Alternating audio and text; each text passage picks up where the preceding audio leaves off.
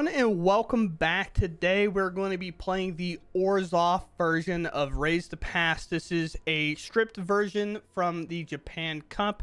I don't remember the player who had it. I found the list, I lost the name, I couldn't find the event again, and I'm kind of in a time crunch.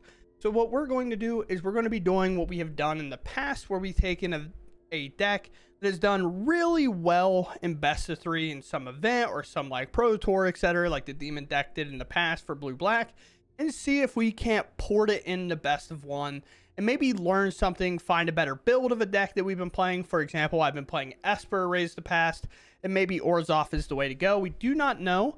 I will be making changes throughout the video, so if you see some cards that are into the deck that weren't in there before, obviously using the 15 cards we have over here in our sideboard to help in, like Authority of the Council seems like attractive here, and a card that we don't get to play very often in this one, where we can sacrifice a creature to help maybe get this Raise the Pass online, because as I'm looking, we don't have a ton of ways to get cards into the graveyard for free, and that is through Gorehound and Amalia. And the Raise the Pass being a 4 of does seem a little questionable outside of the fact that we could blow up our own creatures, I guess. But that seems a little counterproductive, especially when you have a card that you're investing in like a Chandler. But if you can attack, have a creature tapped, and then blow up the Chandler and other creatures, then maybe it'll be good. I'm not entirely sure, obviously, because we haven't quite played it just yet. But with that said, you have a lot of life gain in this one. It's kind of counter to what we've been playing in the other decks as well.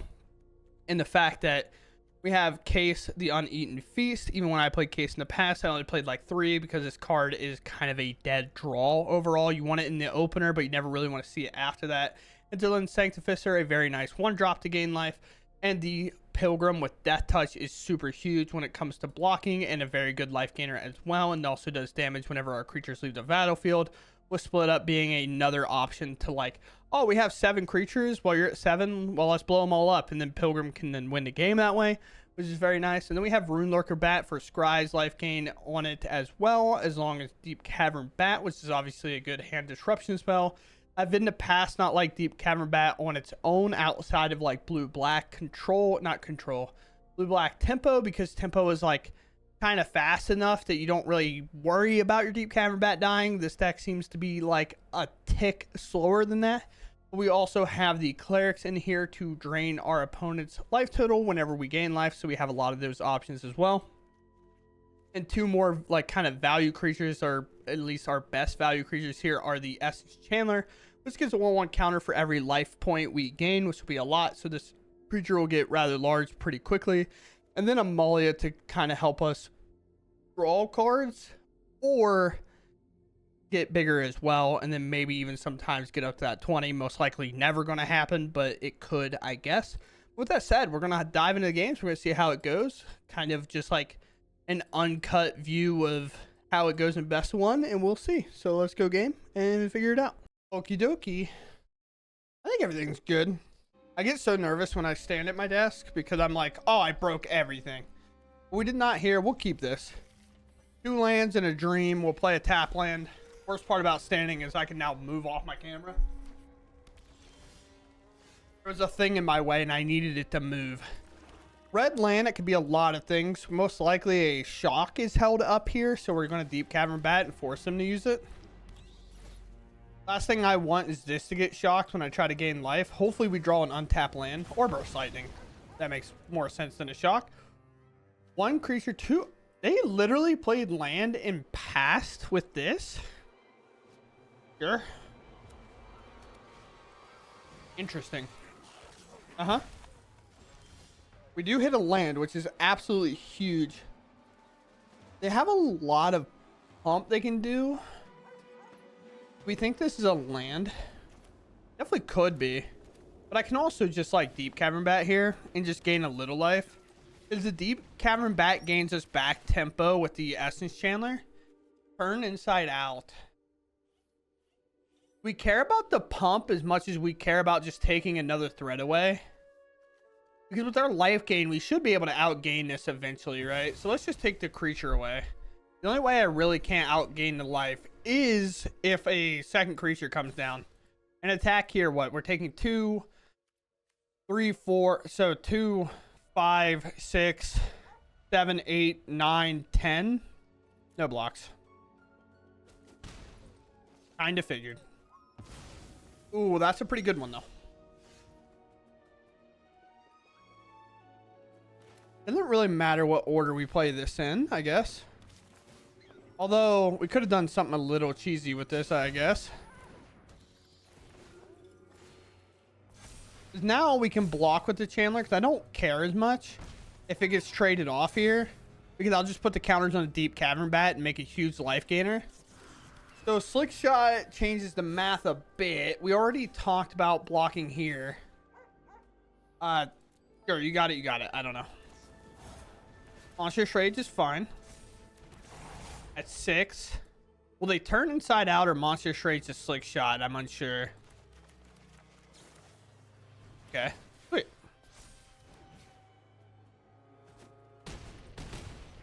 Down to 11, which is a little tough. But now we put 3 counters on this Deep-Cavern Bat, and we're gaining 4 at combat, which is obviously very nice. We're going to go with a Gorehound here. We're going to play a Ruin-Lurker Bat as well. Gain life, and then we'll get this Scry on. I'm going to graveyard that, because Ruin-Lurker Bat will give us an additional Scry to give us that value that we're looking for. 4. We go up very quickly, up to 19. I guess I can... A land is worse than just having that Ruin-Lurker Bat, I think. Because I have a Gorehound that I can throw a card away with. With Spear, sure. Do we have a way to block that we can take the Monstrous Rage out? We can triple block the Swift Spear, but that just doesn't make any sense, right? Do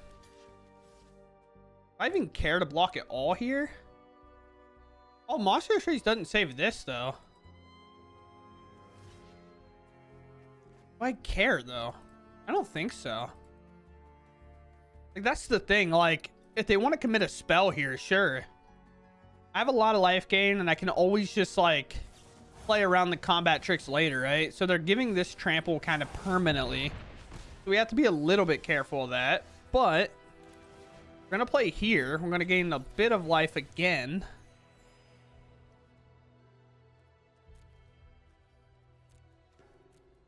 We'll leave that. Is attacking better than not attacking? Because if we hold this back, this is a weird thing with math. If we hold this back, this is actually 8 life. So, yeah, we're going to hold. It's one of the weird things. Like, where we attack, of course, we gain 4, right? But if we hold back, we gain so much more life. And because this has trample, and it'll most likely go above 4, we're definitely going to throw blocks in front of it.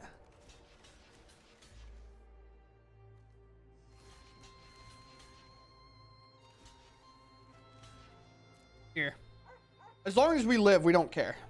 And we do have 4 more life to gain. So we're at 15 plus every bit of toughness across the board here is huge, right? So first lightning there, sure. So we lose our creature. None of this will matter hopefully next turn because we'll raise the past. The Slick Shot will die here if they want that to happen. But I don't know if they will. Sure. So we block 5, we gain 4. I'm not doing the math. I'm just going to let it solve itself here. So everything we have dies. They get a Swift Spear back. And then we do this. Oh, that's about as fast as concession I've ever seen in my life. They had that thing hovered. They're like, they left a card on top and they blocked out. If it's raised past, I'm gone. That was the fastest concession I've ever seen. That was so quick. Like, don't get me wrong. Oh, I wasn't clicked into the game. Nice. Yeah, we'll keep here. 4 lands is a bit, realistically, the odds of drawing more lands is not super high, so we can keep a hold of this. We are on the play. We have Sanctifier into Amalia, which can help put cards in our graveyard so we can find, hopefully, the card of choice in the deck to raise the past, if you would. Always playing an Amalia here is fun. Now, we lose our life gainer here, which is going to be tough. Now, that obviously is a problem. Drawing a land is also devastating, I think. I'm going to play an Amalia out. This can't block, so it's also whatever. Keeping a 4-lander might end up punishing us, I guess. Which is a best of one syndrome, I guess. It's like, if you maul, you kind of already lose anyway, but, like, you just kind of have to do what you got to do. Hey, Raise the Pass, you're a very good card. I need any other card, though. Guess I'm attacking. I don't know. Gates down. Blood pits open. All you, boss. I'm like about to cast a Raise the Pass just to bring my life gainer back. I mean, realistically, if we hit like another land, honestly, we probably don't even have a choice, which is straight up devastating. But oh, we are getting suplexed the next turn. Okay. All right, cool. Like, the draws literally couldn't be worse. I don't know. Yeah, I mean, that was horrible drawing by us against the most aggro deck in the meta. Nice. I guess we can keep this. This hand is a little bit questionable, but we do have to Raise the Pass, a Deep-Cavern Bat. We're on the play. There's a lot going well for us. Amalia is always a card that you just want to get, like, going early because you just don't want it to die to, like, nonsense. Okay. I mean, you hate the meta without telling me you hate the meta? We're a graveyard deck? And that's what we're doing? Okay. Interesting. It's not like this is cheap to activate. It's 6 mana.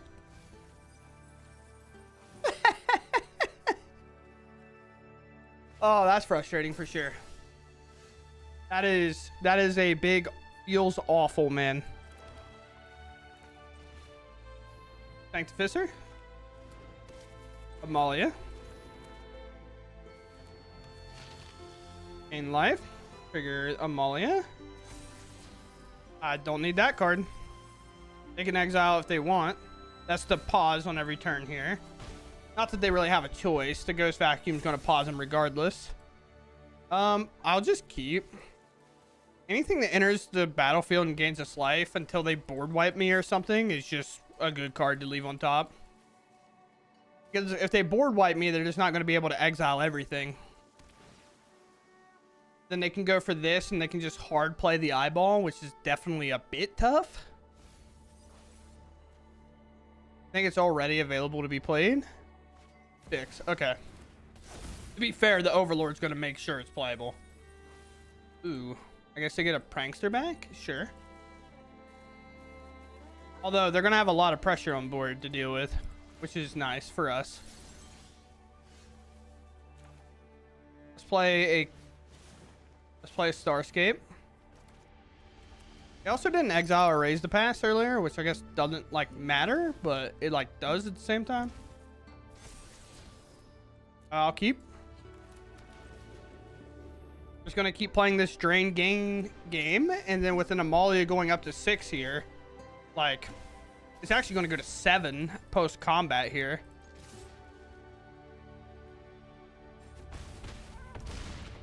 Down to 9. There's a Cleric on top. So I'm, like, set up for lethal next turn. And they exile my Raise the Pass, which is obviously brutal, but there's just eyeball here. Maybe a cut down. It looks like it's just eyeball here. Kept up blue and black, but that's going to do it by default, right? I think Ghost Vacuum's holding priority. Sure. Obviously, the eyeball has flying. Amalia can't do much about it. We'll play another Cleric here. Could have waited, I guess.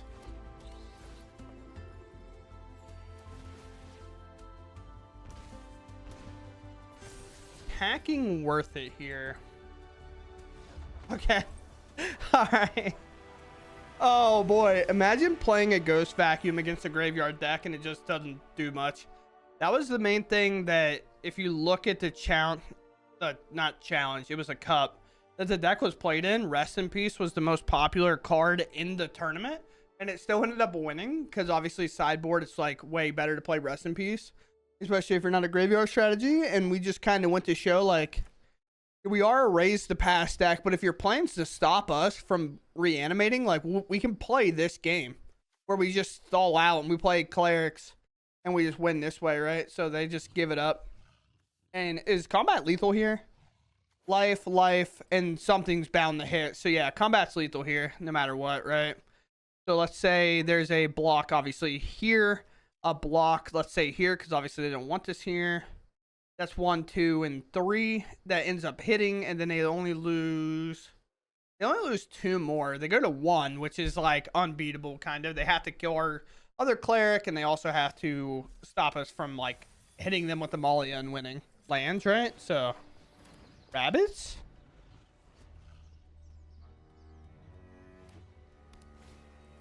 Okay. Oh, nice.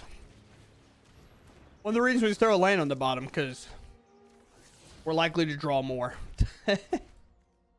Honestly, I like this card. I ended up putting it in the main board. I had to change a couple of cards from like what was played in the sideboard to the main board, because in best of one, it just like, it always felt like we were way too slow. So I'm keeping this way. Am I just going to draw lands? We definitely have to go for more life gain here.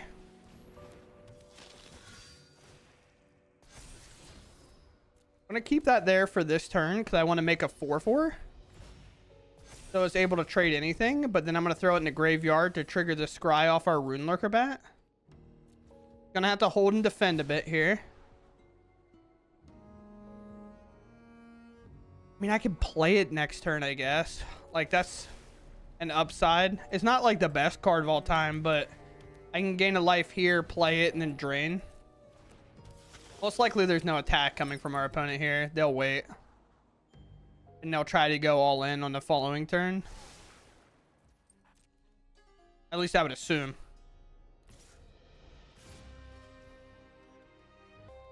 I think taking creatures down is good.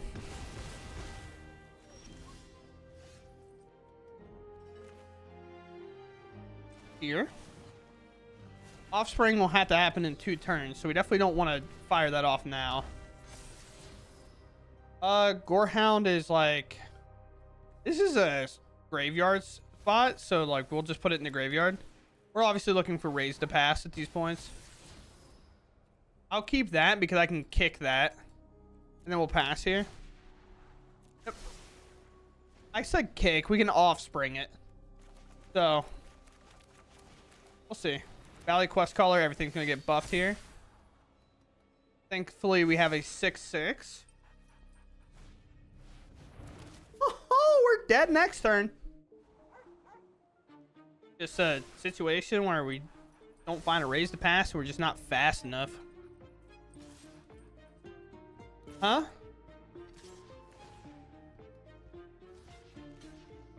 I guess it gives us a weird chance. Not a great chance. Like, do we have to put this cleric in the graveyard now? Is that where we're at? I think we have to now. Sure, they already kept on top, so we didn't care about the extra bat they make. I guess so. Play an authority, which is a little late. We're gonna play this Amalia because we need a scry here. Off an Amalia. Oh, if there's a storm change, if there's a raise to pass in my top cards, then I win the video game. But I think I'm just dead on board, right? 12. It's so much. I have no idea. I'll just wait. If it's lethal, it's lethal. You know what I mean? 6 and 3 is 18. Yeah, I guess it's technically lethal. They just have to hit the attack button. Will they do the math? I don't know. I think they're doing the math now, though. Am I missing something? It's lethal, right? 3, 12, 18. Block.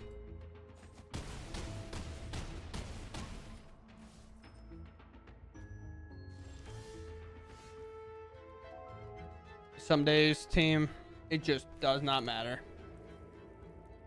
Tough. Weirdly, like, when the odds aren't high, I've weirdly flooded so far. So I'm just kind of keeping off that idea. Deep-Cavern Bat, a Boros land is played. I don't know what that means.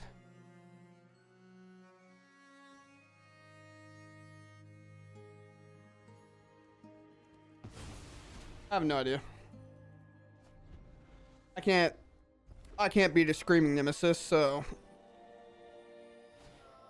I know, big surprise. A Screaming Nemesis against my life gain strategy. What do you mean? Amalia. Attack. Land. Okay. Okie dokie. It's a good hit. The problem is our Chandlers literally do 0 if there's a Screaming Nemesis that I have to block at some point. Will they play a Nemesis here? I don't know. I feel like Shelter by Ghost on the Manifold Mouse on the Amalia or Deep-Cavern Bat makes sense. But I can also see like the idea to make a mana efficient play and play the Nemesis like they just did. It could stop me from attacking. That's the only real problem. If this Manifold Mouse attacks, I'm definitely blocking here. I understand Amalia is good, but I think we have a bigger problem in this, and the fact that we probably at some point will no longer be able to gain life in our game. So if that's the case, we should gain as much life as we can. That our Chandler is way too good. Kind of like an unbeatable good in a way. But it's going to get hit with a Shelter by Ghost, and that just sucks, but it is what it is. And then we play a second one, and then we play a Ruin-Lurker Bat following that. So then we have a massive Chandler. But again, also if they deal damage to the Nemesis, I never gain life. See you later, Chandler. I'm good. Nemesis is actually way better for them if they just hold it as a blocker, unless they're going to burn it now. Okay. Holding it as a blocker for them makes a ton more sense, because then I can't attack them, and if I ever do, they do get to like be like, hey, you, stop gaining life for the rest of the game. And I'd be like, yes, sir. Like, I guess I'll do that. But like right here, it just doesn't really do anything, right? Well, I have to try to close, so I'm definitely attacking. They get to chump block. Now I have a 7/6. Which, like, even if I can't gain life anymore, throwing 5 counters on a flyer will close the game pretty quick.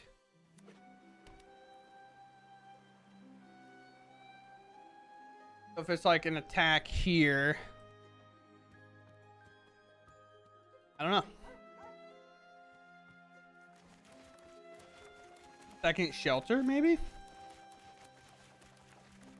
Kind of highlighted the Nemesis. I don't know. We'll see. This card is dead if I can't gain life. And this card is a card in my hand. This is what it is. How would that work? A damage?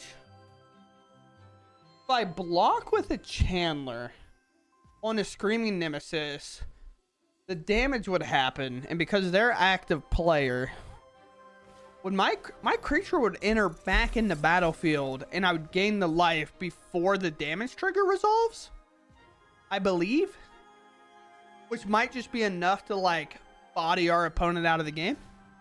Although this is first strike here. Trample. Okay. Surprised they didn't put it on that. They pass. Oh, unfortunate pass situation, I'll tell you that. We will take a damage intentionally here. Give our creature flying. We're going to play the Starscape Cleric. We're going to drain and gain here. Finally, the time they realized that they had to hold this back is now going to be too late. And now the Chandler is going to be enough for lethal. Because again, Screaming Nemesis is good, but I was able to attack for like 5 extra damage somewhere in there because like I didn't have a fear of Nemesis blocking and then me just never being able to gain life again. Realistically, with a Nemesis on 3, there was also an opportunity with Nemesis that maybe they're supposed to shelter this so they could Helix Nemesis and then hit me. Because again, requires life gain. Life gain doesn't work.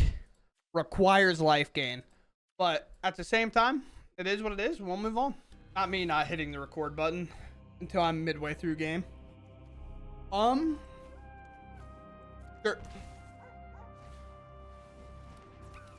Sure. Well, I guess we just play the graveyard plan at this point. Probably something we're gonna have to do. Well, we kept a hand with 2 lands and 5 other cards. Our opponent did not mulligan. They are playing Scavenger's Talent, which I know there's a combo with it, kind of. I have no idea what it is, but we'll see. Smile. No snake here, right, Smile? Bling?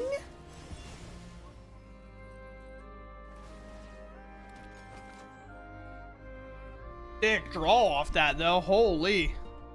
Discard a card or sacrifice a permanent. That food is gone. Or the Hopeless Nightmare.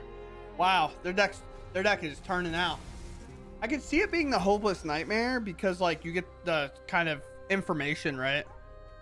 But our Scavenger is now gone. I feel like it has to be Deep-Cavern Bat here.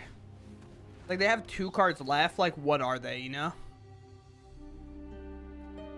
This one? Yeah, I will absorb that for sure. No reason to attack here. They're just going to chump block and then call it a day. But I definitely see a play this, sacrificing this. This is, what, 2 mana? I will say, I will gladly mill cards in my Raise to Pass combo deck. The Squire, I guess? Actually, it's probably this one. Prefer not to sacrifice. It's whenever they sacrifice, but at the same time, no, it could be whenever I sacrifice, and that's not fun. That's not fun for me. It's not fun for me at all. But knowing the last card in hand, they prioritize a little bit of a removal situation, so we just kind of take advantage of this. They activated this, and they played another Hopeless Nightmare instead of going for this, which could definitely get the Hopeless Nightmare in the graveyard, give them a free scry too. Another land, brutal. They should double spell here. There's just no reason not to. And then I'll mill 2. They mill 2. Is that the way it's supposed to be? I thought I was supposed to mill in the combo deck. I don't know. 3/4s are pretty gross. Spell Sword's pretty gross. No creature left, so it doesn't really matter. Authority, I guess. No way to take damage for free here.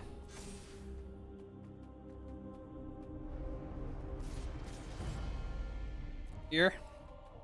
They can double block, obviously, but then I just move the counters to a flyer, and I feel like that's really good. Actually, I might even move it. Probably not. Sure. Good card, bad card. No upkeep stop for this, but I guess activating that might make sense. What's this do? Beginning of your end step, you may sacrifice 3 other non-land permanents. If you do, return a creature card from your graveyard to the battlefield with a finality counter on it. Okay. Sure.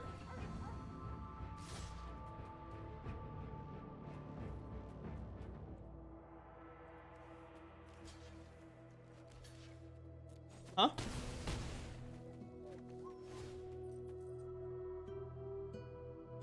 Oh, they are. Okay. I mean, those get way bigger, so it definitely makes sense.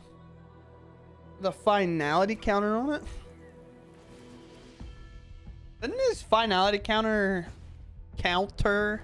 the death trigger? Hey, they can bring back an Overlord. Oh, no, they already brought this back. They can't bring back an Overlord. Okay. They're looking for a big spell. They just haven't found it yet. This is in exile, right? From this? Yeah, okay.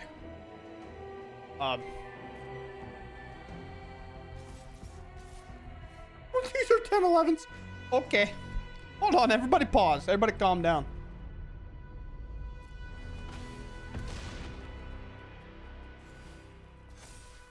Definitely gonna go for this. I mean, I guess I should have attacked with one more, right? Like here, probably. But heck, even a land that does me a damage is good here. So we have a lot of outs. Kind of, I guess. Not like a ton of outs, but we have enough. Hopeless Nightmare, not the best. I only really need to block one of these. Honestly, maybe leaving the Chandler back to give it to one of my flyers was actually a better plan. Which, to be fair, if I can't give my Chandler flying, that's probably the route I'll take. We're gonna look to probably reanimate here, I guess.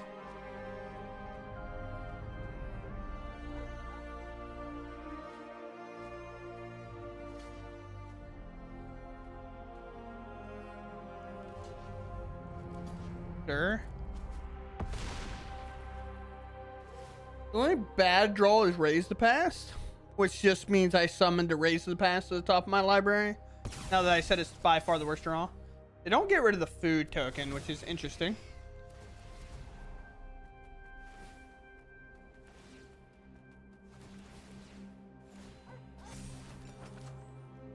I mean, they're about to mill a ton. They are targeting themselves endlessly.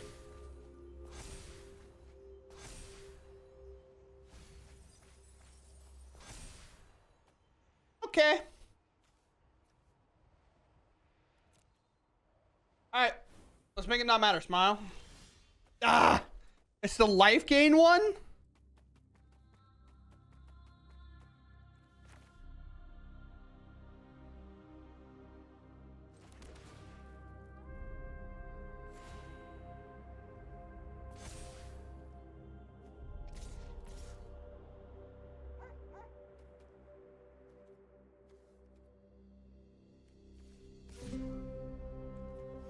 What am I doing? Attack with like that.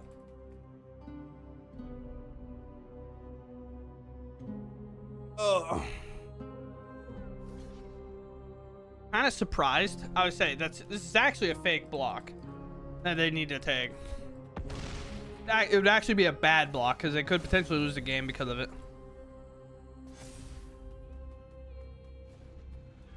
When I have two blockers, I might be fine. I have no idea. Hit nothing really. Can return any creature back.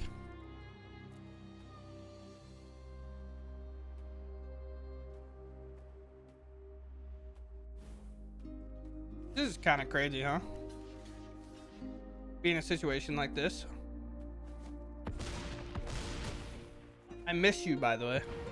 If we draw this, we also win the game. If we can sacrifice our Chandler and then put the counters on its Deep-Cavern Bat. But they have a fling. Right? That's in the hand, no? I can just cast that? I'm dead, no? I guess not.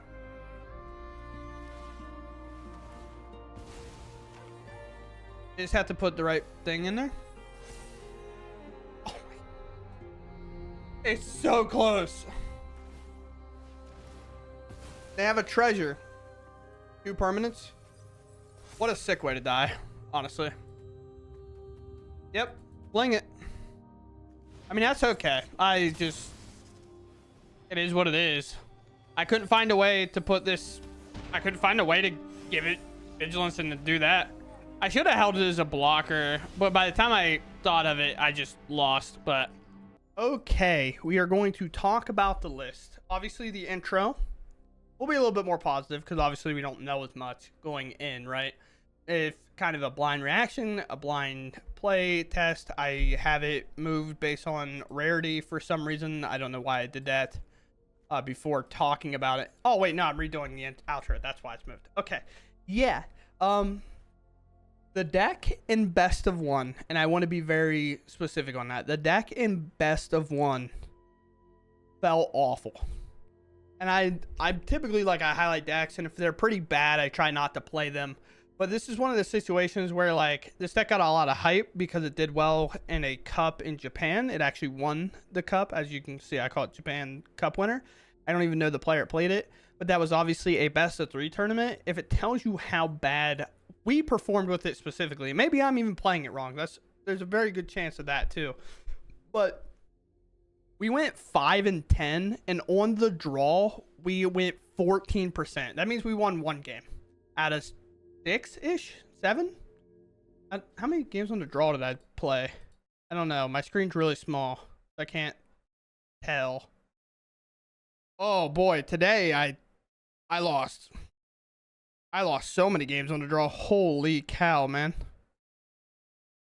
That's absurd. But regardless, it's not great. It didn't feel great. And obviously that's super negative to say, but after playing the like Esper version that we've been playing, it's so hard to kind of play this one and just be like, wow, I drew a Raise the Past. I have 2 creatures in my graveyard. Oh, I played an Amalia. People don't fear the ward anymore. They just remove it, right? And a Nowhere to Run is so popular in Best of 1 that this card doesn't get as much value. So like, this card I think is good, and I might even consider playing it in the Esper version, but right now, like, it just has no fuel to benefit from the graveyard, and we're too slow to not be abusing it with this type of a deck. Now, can this deck win outside of that? Yes, that's kind of the hint of it. In the Cup, the Rest in Peace was the most popular card, played in all decks in the entire event. So this deck is like, hey, you know what? You want to play Graveyard Hate? I'm going to move the Raise to Pass to the sideboard. I'm just going to play like a value life gain deck. And while you have a Rest in Peace in play, I'm just going to play creatures and win. Which is a good strategy in Best of 3. It's kind of like that pivot strategy you can kind of do. But in Best of 1, which is where we're trying it, just because my channel is a Best of 1, I did change some things around to try to play it a little bit more competitively in Best of 1, using cards with the sideboard and so on. Every hand, like, unless the hand was really, really good on the draw, I just felt like it was absolutely unwinnable. It's kind of the same reason that Orzhov Zorline is just not played anymore at all anymore. Because your removal, if you are playing removal, it's just not enough. You don't get to reuse it like other decks do. The Hopeless Nightmare doesn't really help you out like in this one, like it does in the Esper build and things like that. So beyond that, I'm just not going to talk about it too much more without just being like obviously overly negative, and obviously nobody really wants to hear that. But again, it did not end up working well for me. That doesn't mean it's not going to work well for you. Obviously, you're a different player than me. You can play a deck like this maybe better than I can, obviously. But to add on to it, the rare and the rare kind of mix-ups here is kind of good. Like, obviously these rares are all in here, and like Amalia I think is a good card, and Pioneer. So if you were luckily enough to this Explorer on here, but if you're lucky enough to have this at the time and it got banned, then you know you got your rare wild cards back. But Raise to Pass is obviously good if you're trying to play a Raise to Pass deck. I think the Chandler's good. Chandler's just a good card to be playing. Case is fine. I just think like if we are in Best of 1 going to try to play something to abuse Raise to Pass, we have statistical like examples of things that just work better, and that's what I would recommend. So outside of that, maybe Best of 3 is good, but Best of 1 for me personally was not that great. And I hope you guys enjoyed the video regardless, even though I was getting a little tilted because I was losing a ton of games. And I just watch my rank that, you know, I build up, and then I play a deck that doesn't perform well in Best of 1, and I watch it shoot the opposite direction. So it's, you know, great time sometimes, you know. But with that said, I'm going to call it there. I hope you all enjoyed, and I'll catch you in the next one. Thanks for watching, and goodbye.